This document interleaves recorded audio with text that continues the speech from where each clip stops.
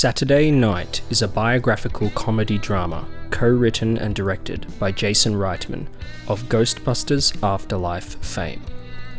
Led by Gabriel LaBelle as Lorne Michaels, the film stars an ensemble cast portraying the various cast and crew on the night of the 1975 premiere of NBC's Saturday Night, later known as Saturday Night Live.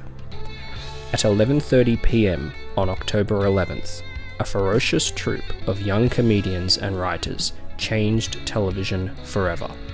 This is the story of what happened behind the scenes leading up to the first broadcast of SNL.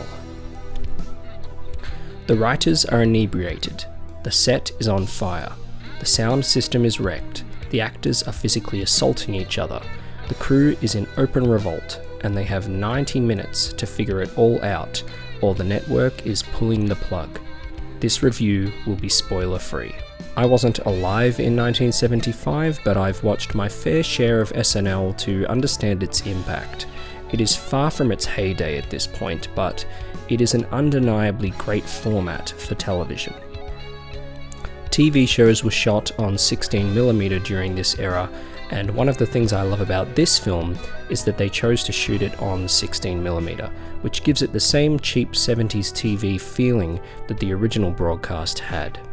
It looks great, the picture has character, not just due to the film grain and the warm 70s colour grading, but the frenetic cinematography. It doesn't feel like a documentary. It just flies through the hallways and darts around the room so incautiously that it gives the film that pace that it needs to convey how down to the wire these artists were. No matter how stacked against them the odds were, it is hard to feel the pressure that these guys were under because we know it works out in the end, but the film still manages to be entertaining, amusing, insightful, and relatable. Gabriel LaBelle plays the show's creator and producer, Lorne Michaels, and he carries the movie. He was completely immersed in the task at hand, but removed enough to not lose his mind. He has so much on his shoulders and is at such risk of humiliating himself. He doesn't really have anyone to fully lean on here. LaBelle conveys all of this perfectly by consistently positioning his eyebrows to look as if they are raised to keep his eyelids from shutting. He was great in The Fabelmans, and he proves here that he will have staying power as an actor. I love Rachel Sennett, so she is predictably great as Rosie Shuster. She has a commanding presence. Corey Michael Smith is spot on as Chevy Chase, effortlessly charismatic with a touch of apathy. Ella Hunt is great as Gilda Radner, and Matt Wood is pitch perfect as the unpredictable John Belushi. A real standout here is Dylan O'Brien as Dan Aykroyd. We know O'Brien is great, but I wouldn't picture him as Aykroyd, and yet he nails it. Nicholas Braun plays Andy Kaufman and Jim Henson. He plays them even closer to their real-life counterparts than some of the other actors do, but it works a treat.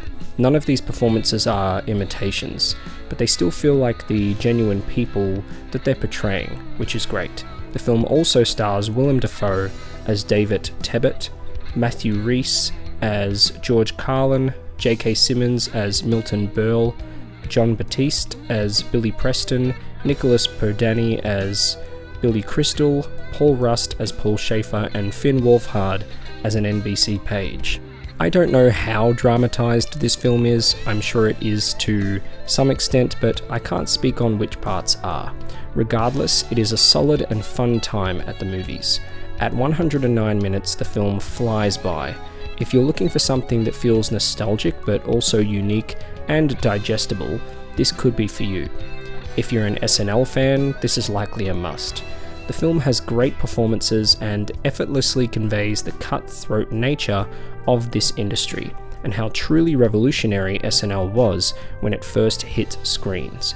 It was a show for the new generation, from the new generation, totally unfiltered and fresh. To think of how different the format of television was just 50 years ago is crazy. We have come so far. We seldom see this kind of innovation these days, and For those reasons, the film is worth pondering for a moment beyond the simple fun that it is. I appreciate the style in which this film was made. The constant moving about from one thing to another backstage expertly captures the nature of sets like this, and the 16mm is the cherry on top. It is those sorts of creative decisions that a studio may find unnecessary that get the film over the finish line. The film is not going to blow your socks off or anything, but it is definitely a solid, light-hearted and small-scale comedic drama that will satisfy audiences.